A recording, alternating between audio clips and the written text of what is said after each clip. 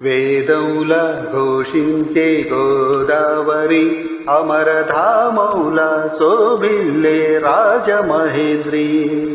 వేదముల ఘోషించే గోదావరి అమరధామౌల శోభిల్లే రాజమహేంద్రి.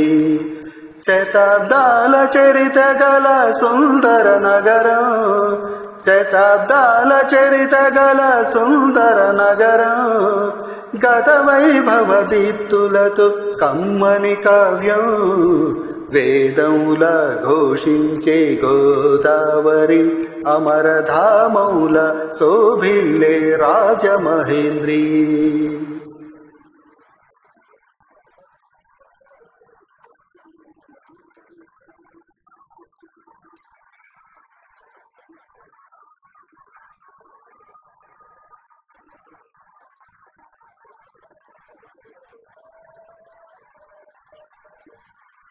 రాజరాజ నరేంద్రుడు కాకతీయులు, తేజమున్న మేటి దొరలు రెడ్డి రాజులు, గజపతులు నరపతులు ఏలిన ఊరు, ఆ కథలన్నీ నినదించే గౌతమి హోరు.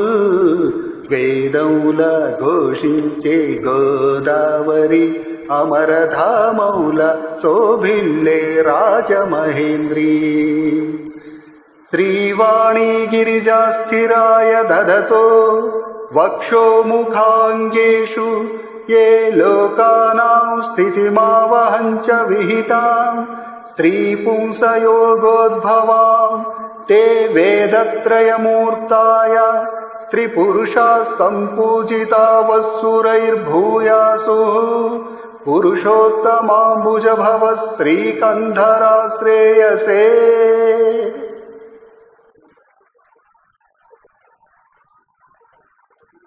ఆది కవిత నన్నయ్య వ్రాసెనిచ్చట, శ్రీనాథ కవి నివాసము పెద్ద ముచ్చట. ఆది కవిత నన్నయ్య వ్రాసెనిచ్చట, శ్రీనాథ కవి నివాసము పెద్ద ముచ్చట.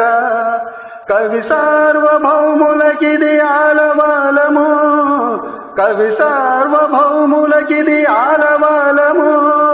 నవ కవితలు వికసించే నందనవనము. వేదముల ఘోషించే గోదావరి అమరధామౌల శోభిల్లే రాజమహేంద్రి.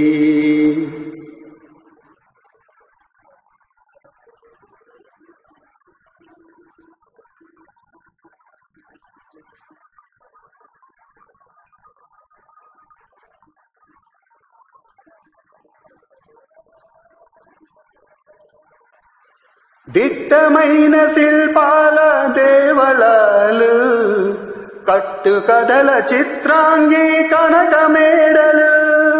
దిట్టమైన శిల్పాల దేవళాలు, కట్టు కథల చిత్రాంగి కనక మేడలు.